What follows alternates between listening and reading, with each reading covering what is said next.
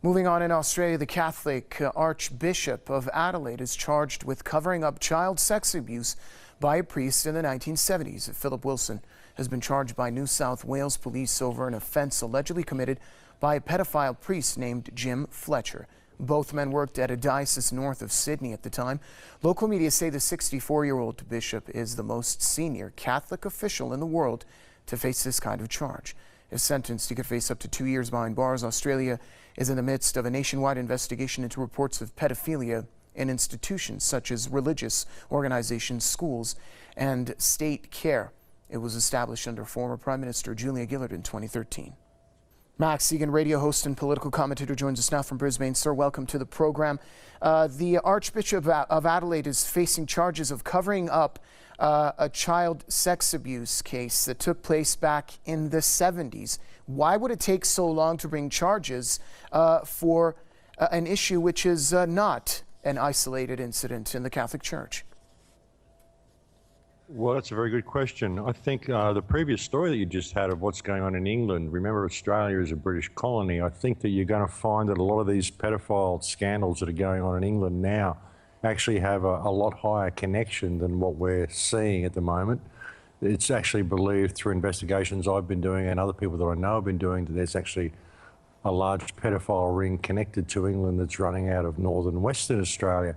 And I'd say to draw attention away from that and to make the government appear that it actually does have teeth. They've gone after an archbishop who may have committed a crime 45 years ago.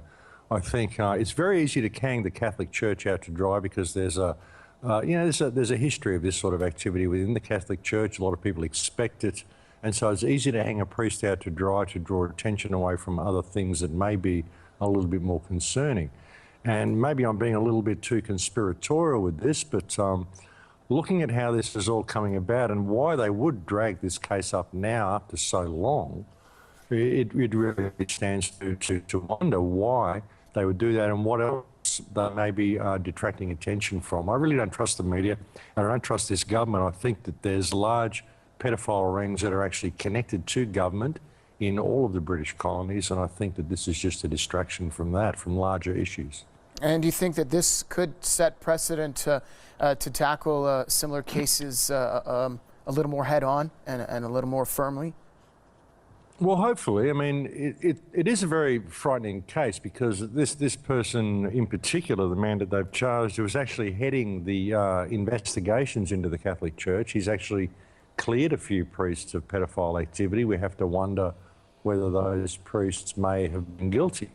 So it does indicate some, a real systemic failure within the whole mechanism of the Catholic Church. But again, we expect this.